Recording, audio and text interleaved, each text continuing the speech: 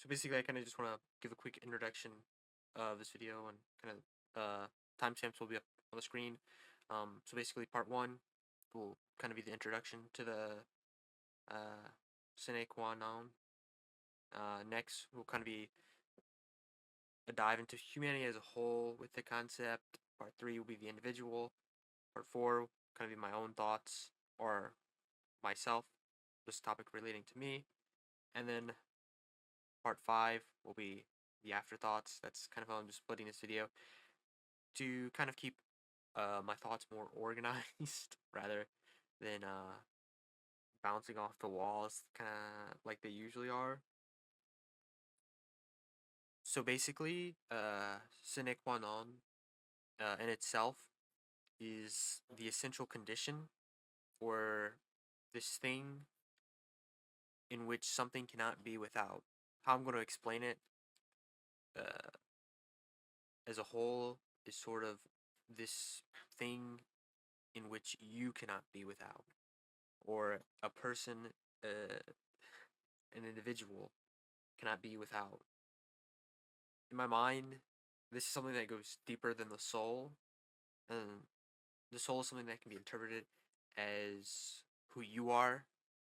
Um, this is the very thing that without you cannot be. This is the building blocks of building blocks. Uh, so, say your soul is who you are and what you're made of, sort of what makes you as a person. You're like, say, your personality, um, your characteristics, your humor, etc. This is the very thing that this that sets the foundation for your soul. Without this, uh, you would not exist. And that's kind of how I'm going to explain it. It's very interesting to me. It gives me this inward thinking of who I am as an individual and what I cannot be without. The next part, this next part is humanity as a whole. The Earth is roughly like 4.5 billion years old, and of its existence, we've been around roughly 400,000 years. To put that in perspective, the Earth is 11,000 times older than we are as a species. And there's been species that were here before us, have been around longer than us, some that have gone extinct, some that have appeared more recently than us. Now, genetically, we are different from other species, but fundamentally, what makes us different? Is it our ability to communicate? Is it our great cooperation? Is it our intelligence compared to other species? Or our stamina, two-leggedness, ability to keep up with other species, even though they're way faster than us? And sure, these things are found in other species, but it's our abilities to dominate in these things that's found in no other animal, at least the way we do it. We are more likely to cause our own extinction than have a random variable be the cause. At our core, at our foundation, is this cohesiveness to make things work. That is our essential condition in my mind. After taking a look from the group as a whole, I want to circle sort of toward this individualistic look as you as an individual. We all have like this point where we look in the mirror and meet a stranger, and I think that stranger is our central condition, our essence. I don't think most people find their central condition, what makes them them. You could say your creativity, intelligence, maybe even your smile. But I don't think these personality traits or even features can fully describe you.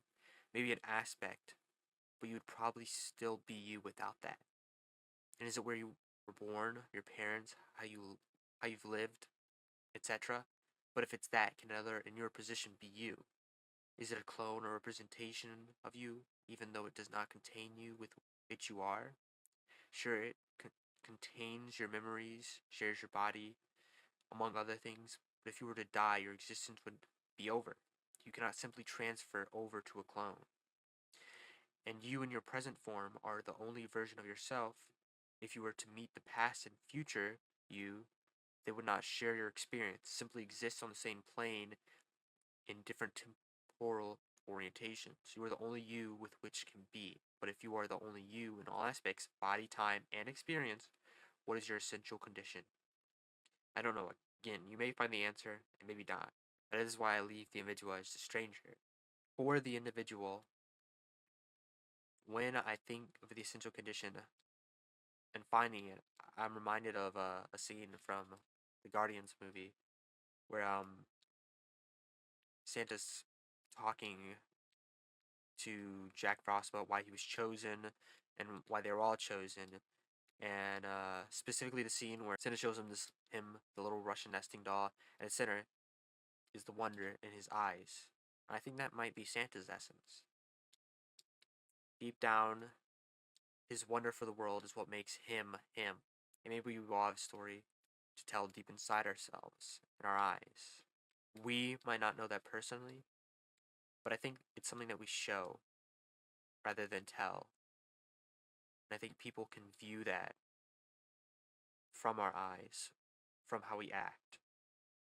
It's not something that we can simply speak of. For the afterthoughts, I just want to say I do think there's this pain because you feel you can never know yourself. But I think there's also beauty in that. And having to face this sort of unknown feeling. I think, in a way, philosophy has been trying to cope in a way from this lack of knowing what essence is. You kind of have the existentialists creating their own. You have the nihilists denying it all, and you have this absurdist becoming free from it. Those are kind of my afterthoughts. I think that everybody's, or not everybody, it's kind of in our nature to want to know what this essence is, or what our central foundation is of what or who we are. And I don't think it's something that can be known, or at least from an inward perspective. I don't think you yourself can know who you are. Um, I think it's something that the world experiences rather than the individual or the collective. I don't think it's an actual idea that you can perceive, but more so something that's felt. And yeah, that's kind of my little, I guess, talk on the essential condition, or sine qua non. It's kind of just me throwing out some ideas that I've just had in my notebook. I just think it's an interesting topic, that there's something that we cannot be without, and I wish I could know what that was, what it means for me to exist. And I don't think I will. I don't think you will. I don't think it's sad that we never will. I think it's natural, and I think it's interesting. That's all I have to say. Peace out, and bye.